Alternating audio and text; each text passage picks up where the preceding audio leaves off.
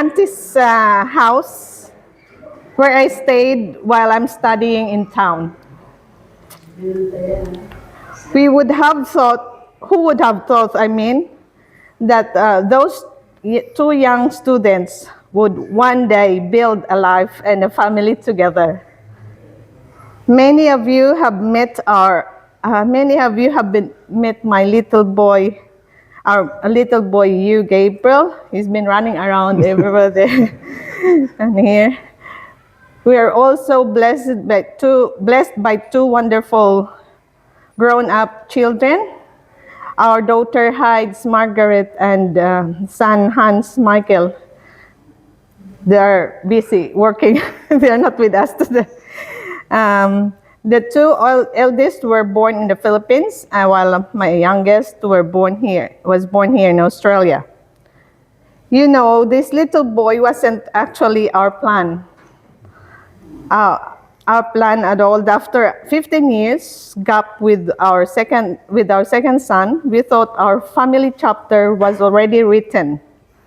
But God, in His perfect love, had much better plan. We looked at our neatly arranged life and said, He looked at our life and said, "Trust me, I still have something beautiful to give you." Now we have a 20-year-old son and an energetic 5 years old under one roof, because my eldest is in Sydney, living in Sydney already, and a daily reminder that God's surprises are always filled with love and joy. Through this little boy, we are learning again how to love God more deeply, to trust His timing too, and embrace His unexpected blessings, and to love Him back by loving the precious gift He has given us. Having Him with us is not only a joy, it is a beautiful expression of God's love for our family. Last 2006, my husband Glenn came to Victoria on working visa to build a new life for our family. 6 months later, me and my children followed to go in Victoria. Excited but also a little anxious about starting over in a new country. Last 2009, Glenn's office mates invited us to Couples for Christ in Victoria. That invitation became one of the greatest blessings in our family journey. I immediately felt a home because it reminded me so much of my childhood in the Philippines. My parents were very active in the Christian Family Life program in our province. That's in Samar in the Philippines, like a middle part.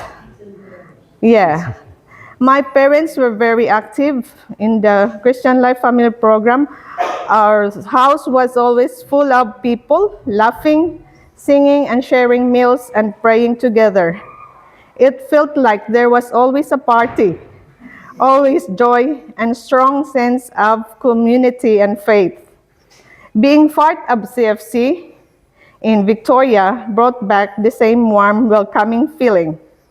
We experienced a truly beautiful and supportive community there. The brothers and sisters of our households became our extended family. We grow deeper in faith and strengthen our marriage and raise our children surrounded by people who shared our values. The love, encouragement, and fellowship we received during those years were unforgettable.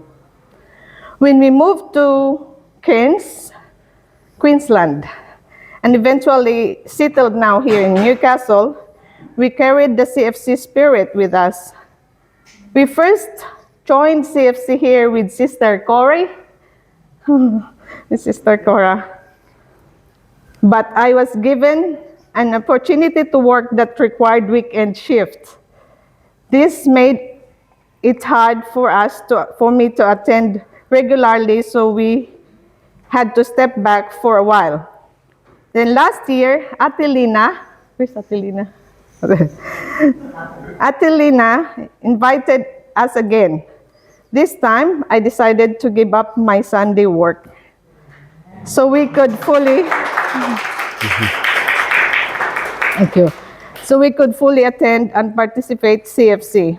It was a meaningful sacrifice, but one that has brought us so many blessings back into our family life. Being reconnected with the community has reminded us again of God's faithfulness and through all of our moves and different seasons. Life is full of blessings, but it also includes struggles. The scariest one came about 3 years ago on Mother's Day. While we were on our way to pick up our eldest, Hyde's Margaret, to celebrate the Mother's Day for dinner, for us just a simple dinner, we received a call that she had been hit by a car while she was crossing in the pedestrian lane. We rushed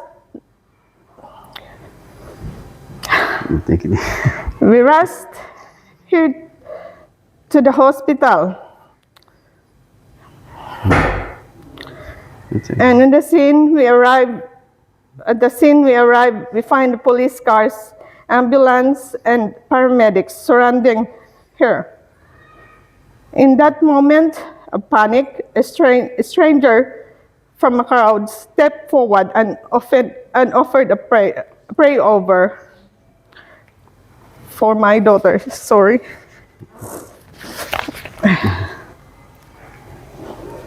So I think he was the good Samaritan that came to me to pray over with my daughter. When I saw my daughter, he has a bandage over her head. I said, upon we were praying, I said, "Oh God, not her head," because I know the struggle of, I know that head injury is serious. So by God's grace, since she was taken to the hospital even with broken arm, she was okay because after surgery, she had only minor injury in her right elbow. I think right or left? Left, I think. Sorry. So that terrifying experience deeply tested our faith, but the prayers and loving support from our friends, family, and even complete stranger helped carry us through. Through our every chapter from Victoria, Cairns, and Newcastle, we have seen how the Lord continues to draw our family closer with Him. Through Couples for Christ, we're deeply grateful for the brothers and sisters who gave us journey with us, especially Tita Lina, Brother Bong, and Sister Rose, Sister Phoebe, and Chester, all the elders in Sydney, our household members, and for the way CFC has helped us to keep Christ at the center of our marriage and home, especially during difficult and challenging times. We pray that our story may also encourage other couples and families to say yes to this mission of family renewal. And here again, introduce you again, Glenn, my husband, who wants to share a little bit. Hello, hello. Yeah, how are you guys? Good, good. Yeah, so yeah, as Sheila's mentioned, we've been here in Australia since 2006. So it's 2026 right now, isn't it? So this year will be I will mark our 20th year in Australia. So how good is that? Yeah, so we've been here for 20 years. But I'm going to share with you guys my experience before we came here in Australia. So way back in the Philippines. So during the time, I think my wife, Sheila, we have 2-year-old kids, a kid and Sheila is expecting. Sorry, and Sheila, we're expecting also another one. So Sheila is pregnant. So the family is actually growing. So what it was just like anybody else in the Philippines. Yeah, we're looking for an opportunity, or they call it greenest pastures. Yeah. So I've actually applied for a job everywhere, but I end up going to Saudi Arabia. Yeah, so I'm a Saudi boy. I'm an expat in Saudi Arabia. So yeah, so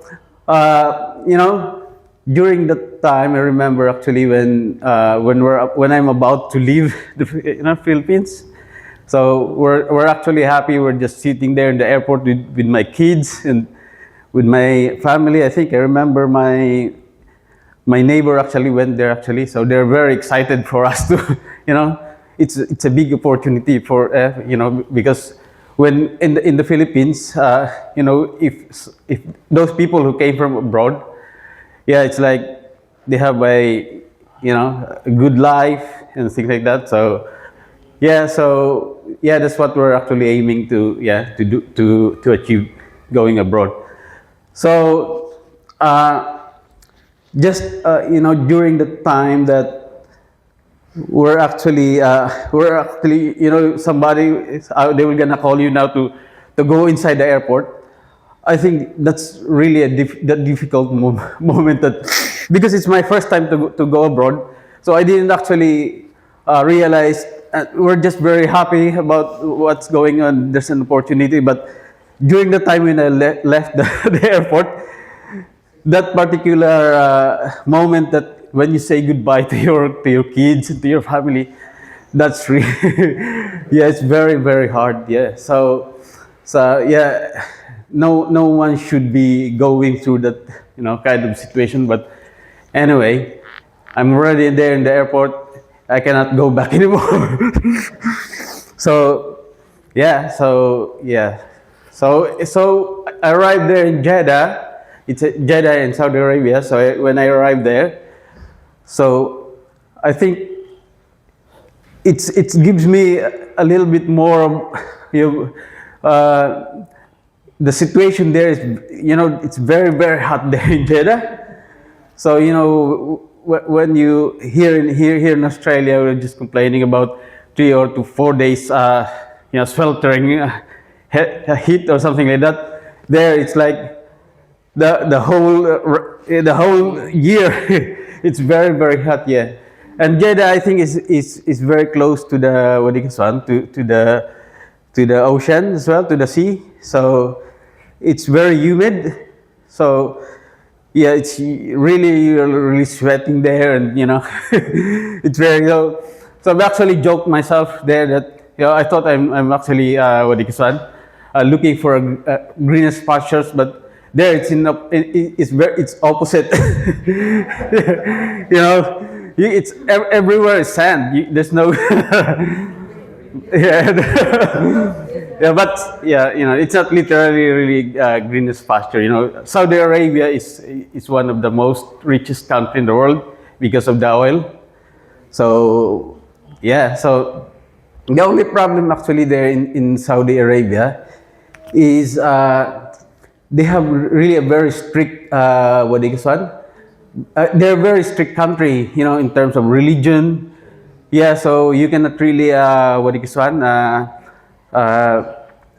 Maybe you can do it by yourself only, but not in a group.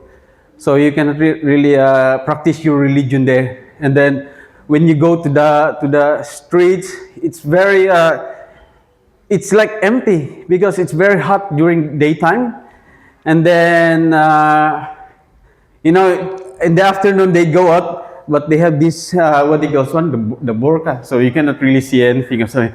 The only good thing there actually is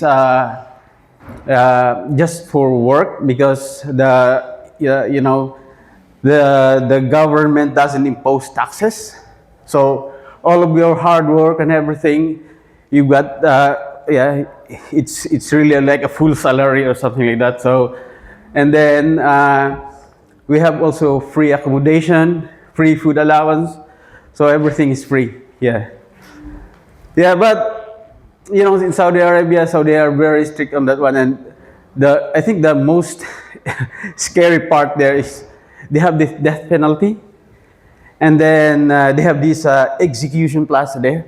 And one time actually when we went there, like there's somebody, I've heard some news they're clapping in their hands, and then I asked my workmate, "What's that? Why they're clapping or something like that?" But they told me that I don't want to mention the country. I think these two countries, they are like known to be an enemy to each other. They don't like each other or something like that. And when somebody from that group is being executed, the other what's group will gonna clap their hands. Yeah, yeah, and vice versa, something like that. It's very very awful. Yeah, that's right. So it's very hard. It's very hard. So life in yeah, in Saudi Arabia is very lonely. You're gonna get you know, the homesick and things like that. So it's very hard. So, but I'm actually lucky there because I have an office mate there who's been there for more than 20 years as well, and he's my flatmate as well. And then luckily he's actually from Leyte, just close to our what is one province. So we spoke the same language. It's Waray. So it's just like I feel like at home as well. So those kind of thing. And then they've actually yeah, we just go together with him. And the good thing really that happens to me there is that, you know, that the guy that the one from Leyte, he's actually a leader of a, what is one? A leader of a, Pastor. it's like a pastor of the Christian. Yeah, I don't want to mention. He was he's a Christian. What do you call it? So I've actually asked me if I want to go to the church, and said, "Oh, I don't know that that's possible here." Okay, just out of curiosity, I went there, and then when when I went there, it's like a big, like this one, the hall, something like that. It's full of people as well, and then children there, because you can actually bring what is fun. You can actually bring your family as well there, but it's not advisable because they won't gonna do anything there because, you know, they can't even drive or something like that. The women there, they are not they don't have that freedom. So most of them, they are just, you know, singles, but some of them have their family there as well. So during the time when I when I went to I didn't expect that it's a very big community there in Saudi Arabia. And then, you know, who said that born again Christians, they have a different you know, way of, you know, worshiping. It's like crying. It's like what is one, worshiping, singing, and they have this actually band there as well. It's like very very loud. And yeah, I've heard about it that there's some what is one, there's some police there that raided those communities and things like that. It's very, yeah. So I think that's but the guy told me actually that they put a what do you call one, insulation thingy, and so they cannot hear it from outside. So yeah, but to be honest, the the thing that I've actually seen on that on that situation is, you know, despite of those things that you're gonna be persecuted, or if you're gonna caught doing those things. So when I look at those kids, and so what will gonna happen to them if someone will just gonna, you know, raid us or something like that. So for me, that really touches me, because I think that's a second level of, you know, love of God. That's really a kind of, they, you know, they have their jobs, they have their actually, you know, they have a family in the Philippines as well. So yet they're still, you know, doing that one day in the country where you're not allowed or something like that. Right? But the good thing actually is that, you know, when I go, I'm going with that community and things like that, and going to my office mate, is that sorry. I'm actually doing well there. I did well there already in Saudi Arabia. Actually achieved my goals there. You know, saving money, I've got done already, and then I've actually bought just a small, what do you call one? I've achieved to bought a small house there in the Philippines because of, you know, just in a short period of time. So it's good, but it doesn't stop me, you know, chasing, you know, that greenest pasture. So I applied here actually, and just everywhere. And then the guy actually, the you know, when I've got everything already, and the visa and everywhere, and everything in here. The problem is the company doesn't allow you to, what it doesn't allow you because I've got a 2-year contract. And I think I got like 8 months or 6 months left. And then when I have those visa already, that when I apply here, they don't allow me to you know, to go home, because I still have a 6 months contract. And the reason actually is actually valid as well, because they were gonna source out it from the Philippines or from other countries to get another one to replace you.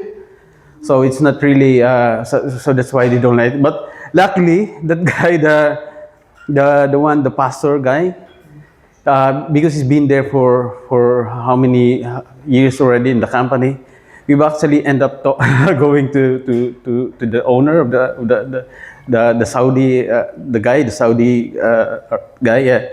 Yeah, he just explained it to them that, you know, this is Glenn's opportunity to come here in Australia, and then yeah, I think the Saudi guy is actually a very good guy, because his family and his children actually is in the UK. So they just actually, so they knew everything, that yeah, it's very good here and something like that. So they just allowed me to go home, and then yeah. So yeah, so yeah. So that's my story of, of coming here in Australia, and thank you for that, for listening. Thank you very much. I think we have already Over time.